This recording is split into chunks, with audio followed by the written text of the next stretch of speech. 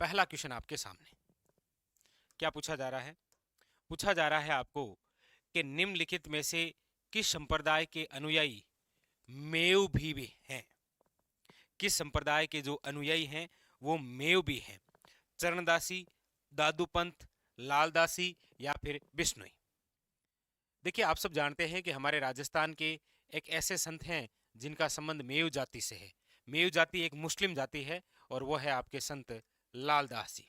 और संत लालदास जी के बारे में एक बात आप ये भी जानते हैं, इनके बारे में कहा भी जाता है कि राजस्थान के एकमात्र ऐसे संत जो जन्म से मुस्लिम हैं लेकिन कर्म से हिंदू हैं, वो है संत लालदास जी, जिनका संप्रदाय है लालदासी संप्रदाय। और इनकी एक रचना भी है लालदास जी चेतावनियाँ। और कहते हैं कि इन्होंने भविष्यवाणी की भी की थी। संत लालदास जी के पास में दारा शिको आए थे और उन्होंने कहा था कि मेरे पिता के बाद में अगला शासक कौन बनेगा, तो इन्होंने कहा भी था कि तुम्हारे पिता के बाद में राजा वही बनेगा जो अपने सभी भाइयों की हत्या करेगा। और हुआ भी ऐसा, औरंगजेब ने अपने सभी भाइयों की हत्या की थी और राजा बने थे। ऐसी बातें हम पढ़ते हैं अक्सर, ठीक है। तो ये संत लालदास जी याद रखिएगा, ठीक है।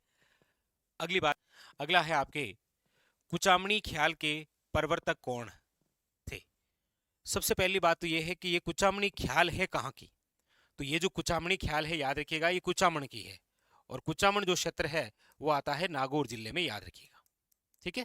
और कुचामणी ख्याल के जो प्रवर्तक हैं वो है आपके कौन? याद रखिएगा, लच्छीराम। कौन है? लच्छीराम। अलीबख्श है, ये आपके कौन सी ख्याल के प्रवर्तक हैं? तो आप सब जानते हैं अलीबख्शी ख्याल। नानूराम है, तो ये है आपके शेखावटी ख्याल, ठीक है। चलिए अगला देखिए, क्वेश्चन नंबर है आपके सामने 4। निम्नलिखित में से कौन सा नृत्य जनजाति नृत्य नहीं है? ऐसा कौन सा नृत्य है जो एक जनजाति नृत्य से संबंधित नहीं है? अब ऑप्शन सी आप समझ गए होंगे। देखिए, वालर, घुमरी, मांदल या घूमर। आप कहेंगे घूमर जो नृत्य है ये किसी जनजाति से संबंधित नहीं है, ये तो हमारे राज्य का लोक नृत्य है। घूमर को तो नृत्यों की आत्मा कहा जाता है। घूमर जो है ये एक मारवाड़ का प्रसिद्ध नृत्य है। क्षेत्र विशेष पूछे तो याद रखिएगा मारवाड़ का। घूमर जो है वो एक स्त्री प्रधान नृत्य है।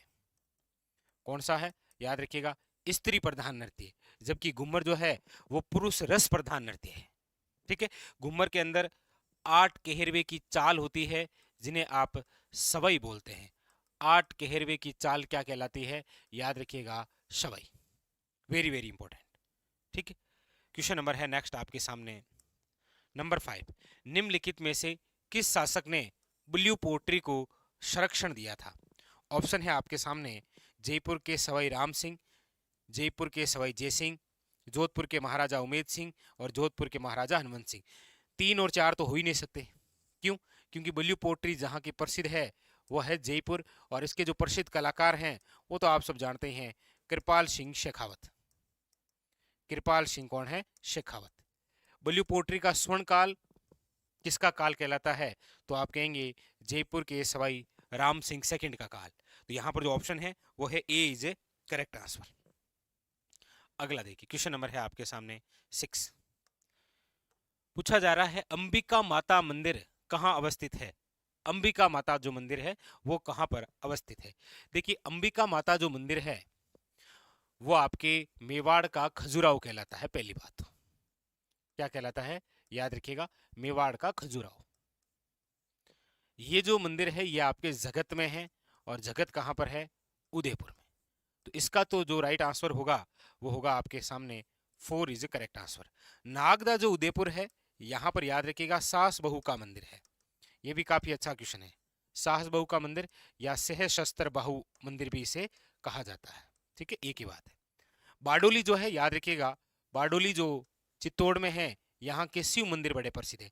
बारडोली के शिव मंदिर किस जिले में है? डायरेक्ट क्वेश्चन आता है चित्तौड़गढ़, याद रखिएगा, वेरी वेरी इंपॉर्टेंट, ठीक है। अगला देखिए, अगला क्वेश्चन है आपके सामने, पुष्कर पशु मेला कब आयोजित किया जाता है? पुष्कर जो पशु मेला है ये भरता कहाँ पर है? तो याद रखिएगा अजमेर में, और ये आपके राजस्थान का सबसे रंगीन मेला है। और ये किस माह में भरता है? तो याद रखिएगा कार्तिक पूर्णिमा को। कब भरता है ये? कार्तिक पूर्णिमा को। अगला देखिए, क्वेश्चन नंबर है 8, आभूषण जो सिर पर नहीं पहना जाता है, ऐसा कौन सा आभूषण है जो सिर पर नहीं पहना जाता है? मेमद सिर के लिए है, बोर सिर के लिए है, रखड़ी सिर के लिए है, लेकिन जो कंडोरा है वो कमर के लिए है। कंडोरा कहाँ पर पहनते हैं? कंडोरा गड़ा दे जिस पर शटका लगा दे। ये शटका भी कहाँ का आभूषण है? याद रखना, कमर का। ठीक है, तो यहां पर ऑप्शन नंबर हो जाएगा आपके 4 इज ए करेक्ट आंसर। लीजिए नेक्स्ट, अगला है पुरातात्विक स्थल गिलुंड किससे संबंधित है? गिलुंड, देखिए गिलुंड है आपके राजसमंद में, और आप सब जानते हैं कि गिलुंड जो है वो आहड़ सभ्यता का क्या रहा है? केंद्र। किसका रहा है? आहड़ सभ्यता। और जो आहड़ सभ्यता है वो आपकी किस प्रकार की सभ्यता है? ताम्र पाषाण संस्कृति से। Option number A is correct answer.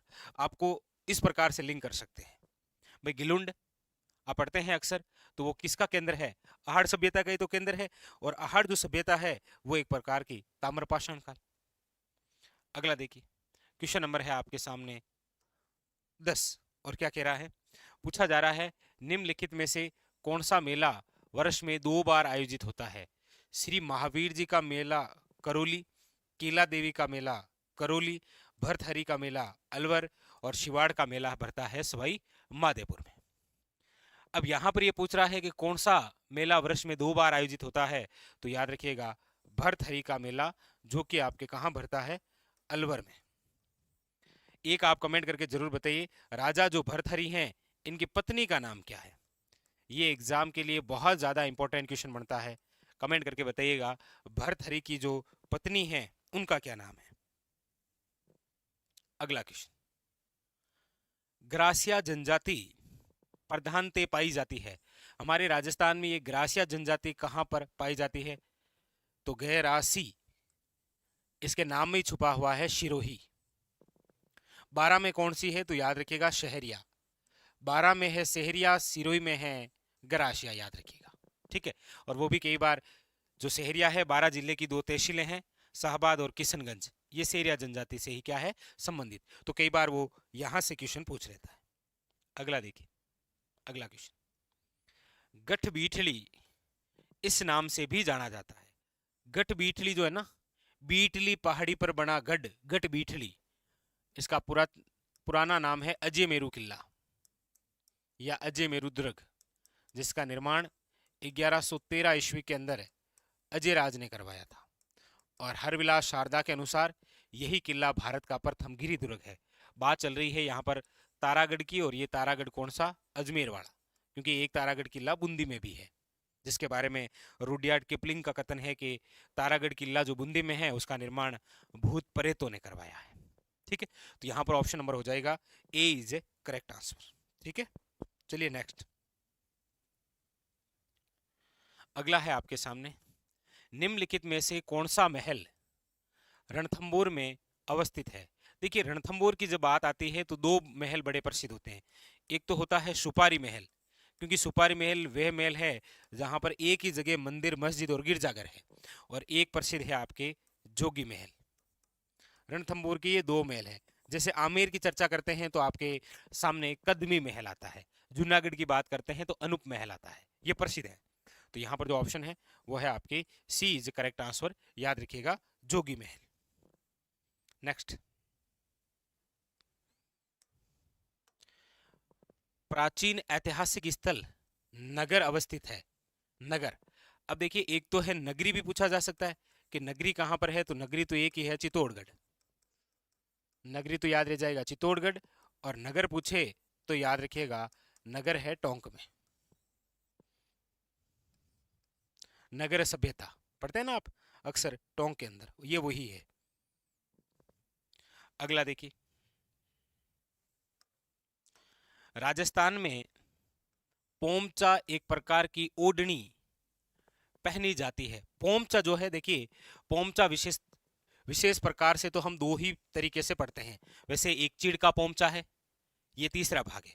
कौन कौन से हैं? देखिए एक तो आप पढ़ते हैं पीला पोमचा, एक आप पढ़ते हैं गुलाबी पोमचा। प्रमुख रूप से 2 है, लेकिन तीसरा भी है आपके चीड़ का पोमचा। ये जो चीड़ का पोमचा है ये तो आप हाड़ौती क्षेत्र के अंदर जो विधवा महिलाएं होती है वो ओढ़ती है, और ये काले रंग का होता है। गुलाबी जो पोमचा है ये जब पुत्री का जन्म होता है तब महिला द्वारा ओढ़ा जाता है, और जो पीला पोमचा है ये पुत्र की प्राप्ति पर ओढ़ा जाता है। मतलब जो भी हो, मां बनने के उत्सव में पोमचा पहनती है महिलाएं। ठीक है, तो ये एक अच्छा क्वेश्चन है। अगला देखिए, क्वेश्चन नंबर है आपके सामने 16। क्या कह रहा है? निम्नलिखित में से कौन सा मध्य अरावली में अवस्थित है? आप सब जानते हैं कि मध्य अरावली की जब बात आती है तो यहाँ पर एक ही जिला है, कौन सा? अजमेर। अब इनमें से देख लीजिए ऐसा कौन सा है जो अजमेर से है। रघुनाथगढ़ सीकर में है, गुरु शिखर सिरोही में है, खो आपके सब जानते हैं जयपुर में है, चोटी है, और नाग पहाड़ जो है वो कहाँ पर है? अजमेर में। तो आपके मध्य अरावली से संबंधित हो जाएगा अजमेर, याद रखिएगा। ठीक है, अगला देखिए। अगला है चित्तौड़गढ़ जो किला है वो अवस्थित है।